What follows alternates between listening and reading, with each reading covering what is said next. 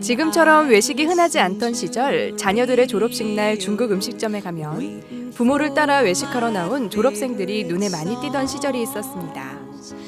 3년 동안 학교 다니느라 고생했다며 모처럼 부모님들이 짜장면 한 그릇 내는 날이 졸업식 날이었던 것이죠.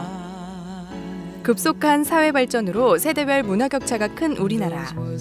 세대별로 짜장면은 어떻게 기억되고 있을까요?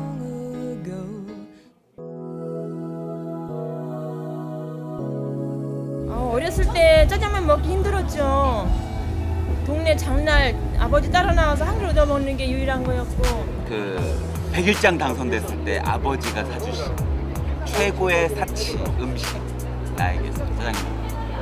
그래서 애기들 자전거 태워가지고 아빠가 태워가지고 가서 짜장면 먹고 오는 게 제일 큰 외식이었어요. 그 당시에는. 중학교 졸업식 때 그런 때는 짜장면이 아주 큰 거라 그때는 한 700원. 그때는 짜장면이 아주 좋은 걸로 알았어. 최고지. 생활이 어려워서 못 먹었어요. 이렇게 평소엔 잘 못 먹었지.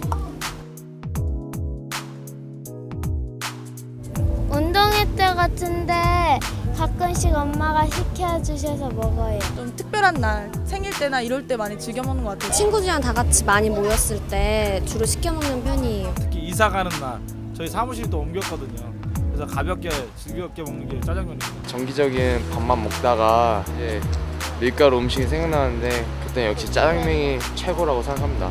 PC방에서는 라면이 최고고 당구장에서는 짜장면이 최고인 것 같아요. 그냥 다들 남들도 먹으니까. 그때는 짜장면 먹으면 제일 좋았죠. 뭔가 마음에 와 닿았어 맛이. 그래서 먹었어. 이 짜장면이 30년 전에 말하는 최고급 음식이었지.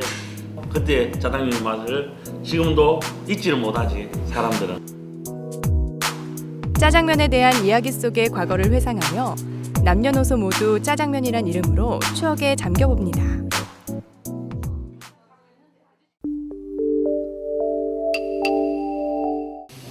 짜장면에 대한 추억이 누구나 한 번쯤은 있을 정도로 짜장면은 우리 생활 곳곳에서 편하게 즐겨 먹는 대중음식으로 우리 생활에 밀접하게 자리 잡고 있는데요.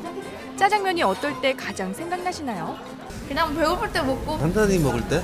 비 오는 날 TV 프로그램에서 짜장면이 맛있게 먹는 게 나올 때.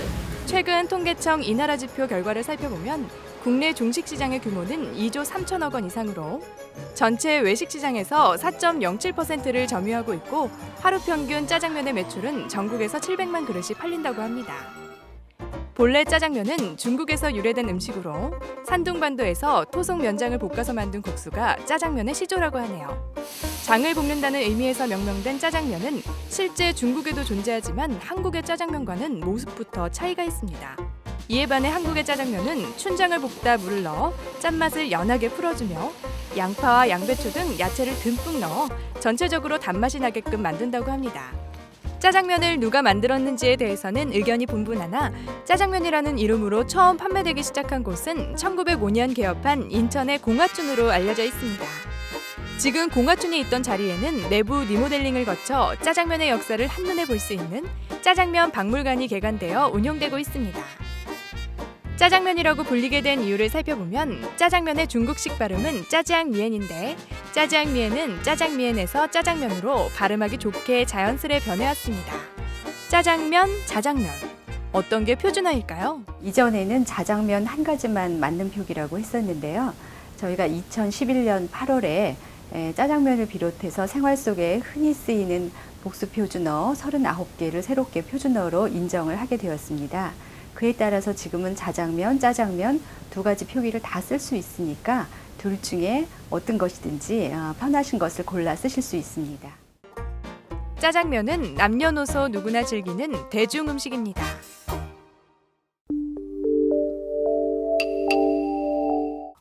보통 중국집의 짜장면 종류는 몇 개나 될까요? 4개? 4개? 4, 5개 정도? 3-4개 정도 되지 않나요? 5개, 6개. 4개? 5개? 4개? 제가 알기로 한 3-4개 알고 있는데요. 중국집 사장님께 물어봤습니다. 각자 중국집마다 차이는 있겠지만 약간의 차이는 있겠지만 보통 한 7, 8가지는 다 만들 수 있다고 봅니다. 7, 8가지 정도 만들어서 나간다 이렇게 볼 수 있습니다. 와, 7개나. 짜장면의 종류가 그렇게 많았던가요? 그럼 짜장면의 종류에 대해 알아보겠습니다. 먼저 옛날 짜장. 옛날 짜장은 예전부터 많이 조리하던 방식이라 옛날 짜장이라고 불리고 있는데요. 장이 발효된 상태 그대로 콩, 밀가루 등 원재료와 춘장을 넣어 재료의 본래의 맛을 그대로 살린 음식입니다. 다음은 간짜장.